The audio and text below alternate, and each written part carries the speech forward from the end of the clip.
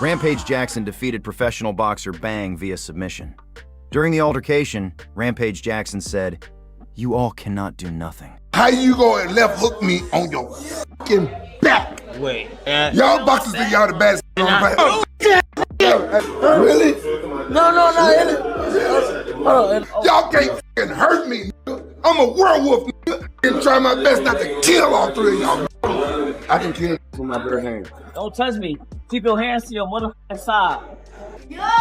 Bomb! No. Oh shit.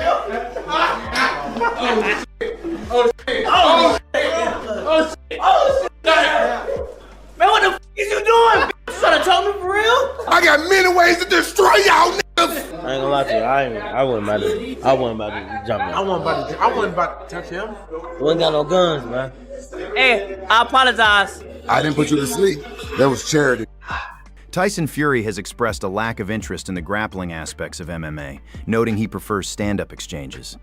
Tyson Fury said, "I don't know anything about MMA, and I only find MMA exciting when they stand up and punch each other in the face. When they're on the floor wrestling, no good to me. I don't like it." I don't know. I don't know anything about MMA. And I only find MMA exciting when they stand up and punch each other in the face. When they're on the floor wrestling, no good to me. I don't like it. What do you think about the fact that MMA fighters have started switching to boxing and fighting top boxers?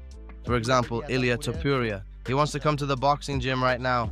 I think if they're popular and they're famous, then they can cross over into any other fight sport, because it's about... Conor McGregor was seen at a grocery store moving on crutches. He distributed cans of his energy drink to shoppers at the location. Get out and tell me what happens to you, bro. Have a drink and tell me what happens. What's up, folks? It's the Mac Daddy and the Cavalry. Let's go, Pavilions. Got Mac Energy in the house.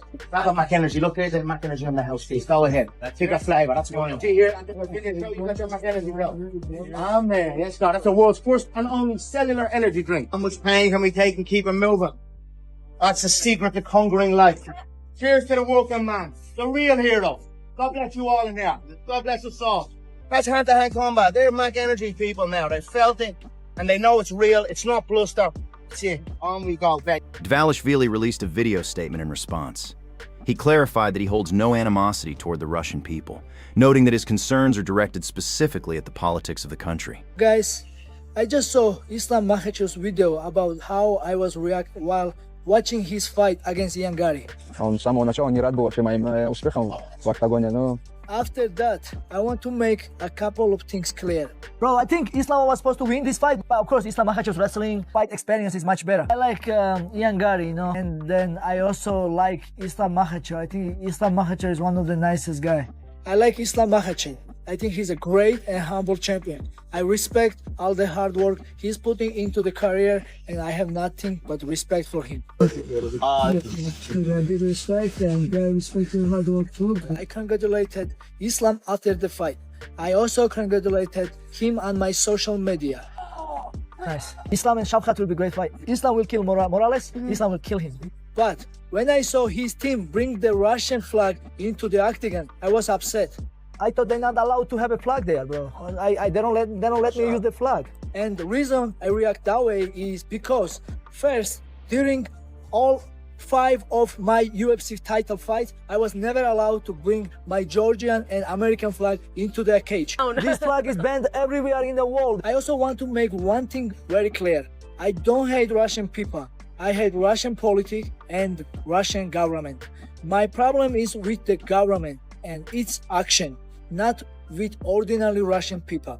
This is very personal. Russia occupies around 20% of Georgia, and there has been history of war, occupation, suffering against my Georgian people. Russia has also been responsible for terrible violence in Chechnya, and they are still killing people in Ukraine. Russian media is always asking me provocative questions, but they will never translate this video honestly or show what I'm actually saying, because of it doesn't fit their narrative they want to create. Reality is Russian government is dictator and corruption. there is no freedom of speech, and if you protest anything in Russia, you go to jail. This is the facts. We all know the Khabib and Islam, they are from Dagestan, Mosar, Evloev from Ingushetia, all different countries. They are Muslim people, they have own culture, own tradition. So like, I'm not gonna say occupied, but yeah, somehow the Russia take over those countries and they have to represent Russia. And for me, people of the Caucasus, Dagestan, Chechnya, Ingushetia, and other part of region have their own identities, cultures, history. I respect people of the Caucasus. Dagestan, he's Caucasian, you know, and like we are friends, and they have people like Georgia, you know. So I said he's from Dagestan, but he just represents the Russian flag. I understand, but Islam say no, we are part of the Russia. So I understand, you know. It's so again, this was never about Islam personally. Dana White intervened to assist Nina Marie Daniele. During a live stream with Gable Steveson, Daniele explained that she informed White about a stalker who was harassing her daily. White contacted counterterrorism authorities, who identified the individual and reportedly placed him on a no-fly list to prevent him from traveling to Las Vegas. That number got leaked on the internet, and then I got a stalker. And then the stalker was crazy. He was out of his mind. He wouldn't stop harassing me, and he was sending me like cartel beheadings and all this kind of stuff. And so I told Dana. And Dana was like, hold on, babe, 1 minute, right? And then 2 seconds later, I had counter them call me, and then they showed up at my house. And then they took all my information, and by the next morning, they found my stalker. Damn. And they put him on a no-fly list so that you can never come to Vegas. Damn. Yeah. Was he pulling up to your crib? He was like, I know where you live, and then he was saying like I love what you did to your house. Like, I love your... Former boxing champion Adrian Broner was involved in an altercation with UFC fighter Terrence McKinney. The two encountered one another at a bar, where Broner confronted McKinney and attempted to initiate a physical confrontation. What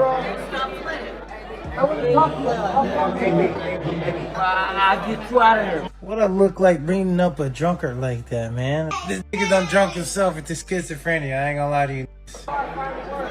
AB took that nigga string. Oh.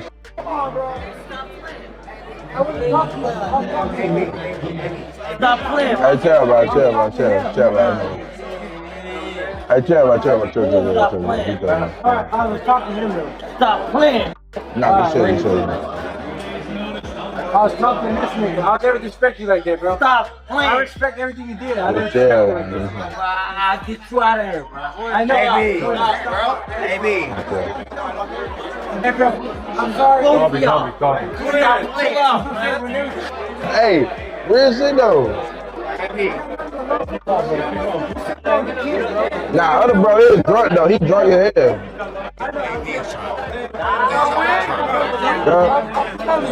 Never videotaping. Nah, no, everybody lit, bro. We all lit, bro. You know how that shit is, bro. Nigga, I'm smart. You know how to get mad about it. We all lit, I'm a man. fighter, bro. I deal with way worse. I'll never get out of my element. What I look like bringing up a drunkard like that, man? That's the uncle. That's like your drunk uncle at the barbecue. You know, he gonna talk to you. He might spaz out on family, ruin the whole event. But we all know what would have happened. Let's be real. That dude's never fighting again. His belly too heavy. You know, this nigga done drunk himself. I'm still a very small channel, so if you're enjoying this video, please hit that like and subscribe. It really helps me grow. Let's get back to the news. At the Dana White's Contender Series post-fight press conference, Dana White revealed that a fighter who entered the UFC through the Contender Series has earned over $11 million despite never competing for a title. Dana White said, "There's a fighter who made it to the UFC through the Contender Series, has never fought for a title, and has earned more than $11 million in his career." While Dana White did not name the individual, he was likely referring to Kevin Holland. And you know, it's funny, one of the guys, when I told you guys last week that, you know, this show has paid fighters that have come off it like $225 million over the last 10 years. And one of the guys that never fought for a world title has made over $11 million. So staying active and keeping yourself out there and in everybody's face is not only good financially, but you know, you have a very limited amount of time to make a lot of money in any sport. So staying active is the move. Umar Nurmagomedov held his first face-off with Yadong. The two are scheduled to fight this Saturday at UFC Shanghai in China.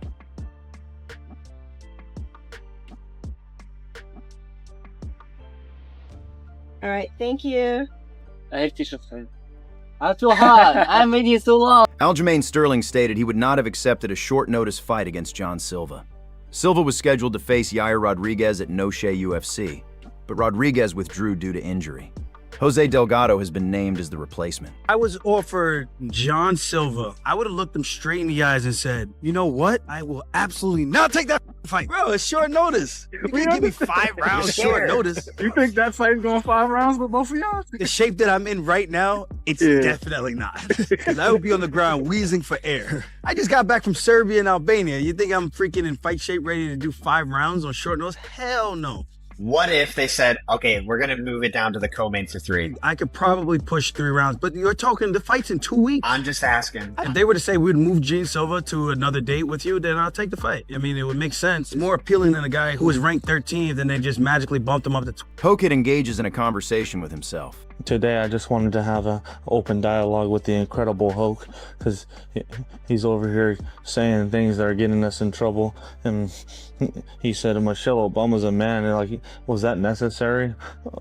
Was that nice? I toot my own horn, I beat my own drum, and if you think or anybody thinks they could beat me in a fist fight, boy, is you dumb. Listen, you're only here because of me. I do contribute to the team. I'm the one that created us in the first place. If it wasn't for me, you wouldn't be here right now. You know what sexual position ensures you have an ugly kid? I don't know, but your parents sure certainly did. You know we have the same parents, right? That doesn't even make any sense. I'm nothing like you. You're weak. You're scared. I don't feel fear. Fear fears me. Can we at least agree to tone it down a little bit? I mean, if you keep going, it's like we're not going to be alive that much longer. I'm going to do whatever it takes to get us to the top. I don't care if I have to carry you or anybody else. I know the vision, and it is what it is. If people don't like us, I don't care. I'm going to get to the heavyweight title. In a joint interview with the UFC, Umar Nurmagomedov admitted his frustration that Song Yadong lost to Sean O'Malley. This led him to label Song a punching bag. Umar, I saw in an interview that you said that Song is like a punching bag, and you said, look how he did against Sean O'Malley. By the 3rd round, he was done.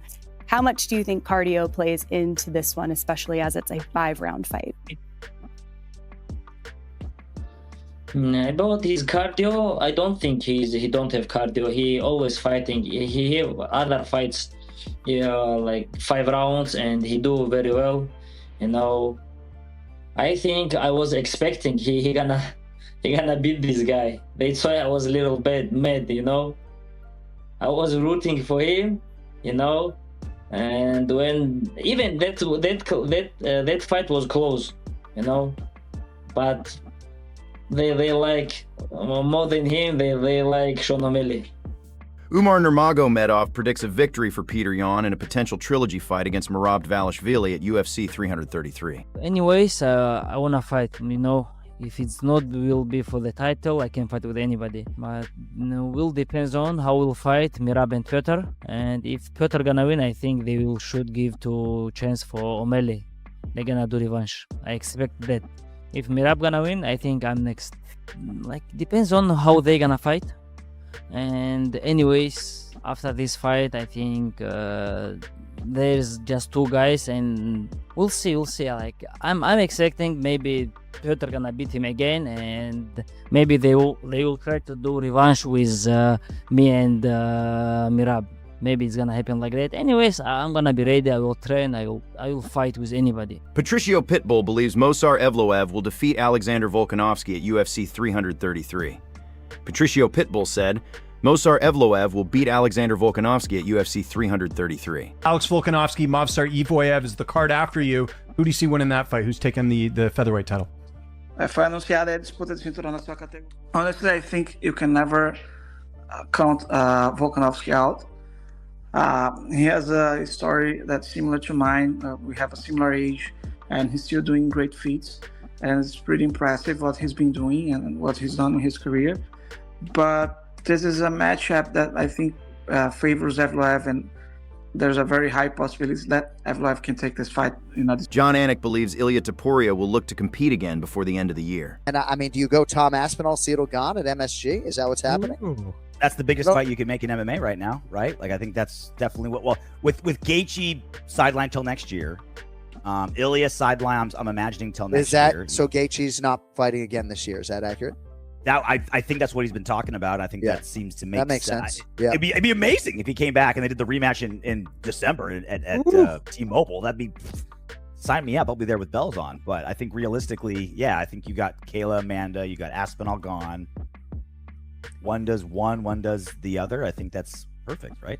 The ability of these fighters to respond after facial fractures with titanium plates in their face, right? If I'm Ilia Topuria and the mentality that I think is ingrained within, I feel like he's asking Hunter Campbell for a fight. Like, that's what I think. We'll see. Sean Clancy Jr. remains undefeated following a second-round TKO victory over Gary Boletto. The Cage Warriors welterweight champion varied his attacks throughout the contest. He eventually secured a takedown, finishing Boletto with a barrage of punches and elbows from the mount. 23 years old and you're 9-0. It's incredible. I love how technical and composed you are for such a young guy. Saw a lot of great things from you in less than 2 rounds. I'm really excited about your future in the UFC. Sean Clancy Jr., welcome to the UFC. Guilherme Uriel secured a victory in his second Contender Series appearance in under a minute. He locked Mario Piazon in a standing guillotine 50 seconds into the opening round. The submission rendered Piazon unconscious, earning Uriel an emotional win. This was a weird fight. It was very fast. I was surprised. I literally kept saying, why does he keep going for this choke? He's not getting the choke. What's he doing?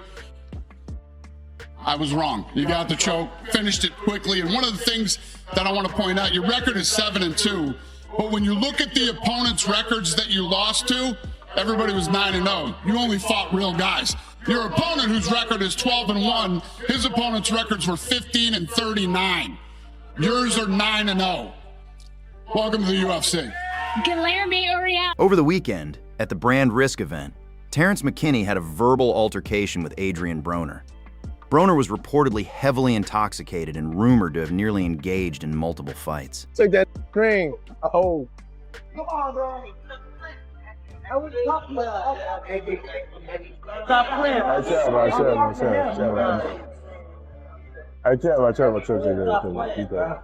was talking to him though. Stop playing. Nah, you're I was talking to nigga. I'll never respect you like that, bro. Stop playing. I respect everything you did. I get you out of here. I know. AB. You guys, I know that video's sick around me and AB. You guys, what I look like bringing up a drunkard like that, man? That's the unk. That's like your drunk uncle at the barbecue. He gonna talk. He might spaz out on family, ruin the whole event. But you still treat him with love. You feel me? But we all know what would have happened. Let's be real. That dude's never fighting again. His belly too heavy. This drunk himself with his schizophrenia. I ain't gonna lie to you. Week 3 of Dana White's Contender Series concluded with all 5 winners receiving UFC contracts. The main event featured a significant upset as Alex Apodaca defeated the heavily favored Bella Mir by unanimous decision. Despite Mir entering the bout as a massive favorite, Apodaca displayed disciplined striking and effective takedown defense over 3 rounds. Although Mir found success with her grappling and a late submission attempt, Apodaca maintained composure to secure a 29-28 victory on all 3 judges' scorecards. What you had to face tonight, now, I'm very proud of myself in that in 10 years of doing this, I have never had any bias. I don't know anything about anybody coming in. I was overly biased on this fight. I've known Bella for a long time. 4 years ago, we started mapping out her plan and who she was going to be. And you came in tonight. Michael Bisping, I got to give it to Bisping, has turned into an incredible analyst in this sport. And Bisping said when you were walking in, she might be a 6,000, to 1 underdog, the biggest underdog in the history of the UFC, okay?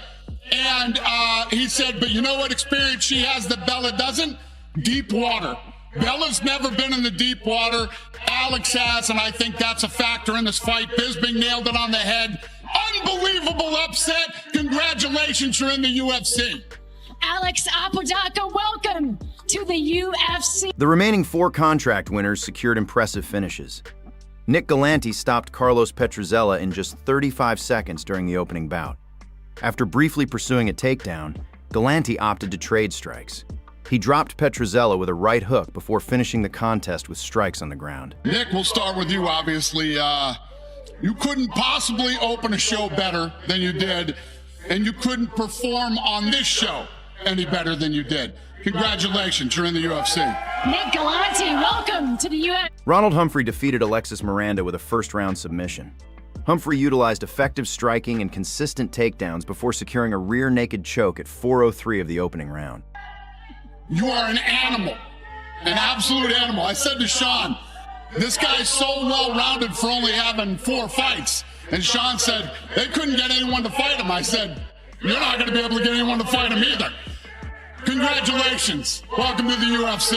Ronald Humphrey, welcome to the UFC. Mosar Evloev released footage of his boxing training for his upcoming featherweight title fight against Alexander Volkanovski at UFC 333. Evloev worked on pads with Daya Davis, a veteran American top-team coach who has previously trained Dustin Poirier. Fans have expressed skepticism regarding Evloev's striking, arguing that Alexander Volkanovski maintains a significant advantage in stand-up exchanges.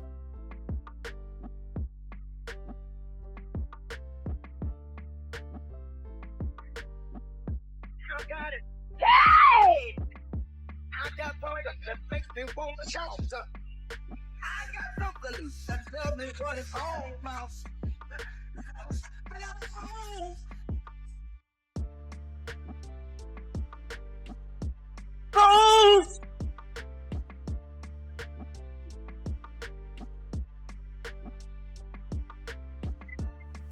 Charles Oliveira is pursuing a rematch with Justin Gaethje. The two first met in 2022, where Oliveira was stripped of his title after missing weight by half a pound. Oliveira went on to defeat Gaethje by first-round submission. Charles said, "With all due respect, I'm not looking backward. I'm looking forward. I want to fight for the title. That's what I'm focused on." The UFC likes a story. I was robbed in our first fight. They wanted to distract me so I could go in there, have a bad fight, and they could crown him champion. He felt my hands, I dropped him, and then I submitted him. There's a story there, and now he's the champion. I have no problem with that. The rematch doesn't need to be in Brazil. Just like I went to his home turf before, it can be in his backyard. It can be in Las Vegas, on the street corner. In Japan, anywhere in the world. I just need one phone call telling me the date and time. So if the UFC wants a story, what bigger story is there than that? Tyron Woodley is scheduled to face Khamzat Chimaev in a wrestling match at RAF Moscow on September 5th. Regarding the matchup, Woodley told Ariel Helwani that he expects the contest to be easy. And I'm going to take out Khamzat. I'm going to take him out. I promise you. For real? Mark my words. Many people thought Joaquin Buckley was going to be the easy match. My gut tells me Khamzat's going to be the easy match. Come on. In Russia, you're in his prime? Serious? Watch this. What? Robbie Lawler, the killer. 2 fighter of the year back-to-back. Boogeyman. Tyron ain't fought in 60 months. Darren Till don't care about his kids. Way bigger than Tyron. Way punch harder. Tyron backs up. Watch what happens. I'm going to beat him like a drum. What do you think? Like, how does it play out? What are you seeing? Let's see. Merab Dvalishvili has responded to Islam Makhachev following their recent dispute regarding the Russian flag. Islam Makhachev said, "Yes, I did see his reaction. I saw a video of him watching my fight, and he didn't seem happy to see me succeed in the octagon, but I don't pay attention to things like that." He had already said some things about it a lot of times, but Petr Yan beat him and raised the flag afterwards. Thank you for watching. I think he'll beat him again. If you enjoyed this video, don't forget to leave a like and subscribe to the channel so you never miss the latest MMA news. And I'll see you in the next video.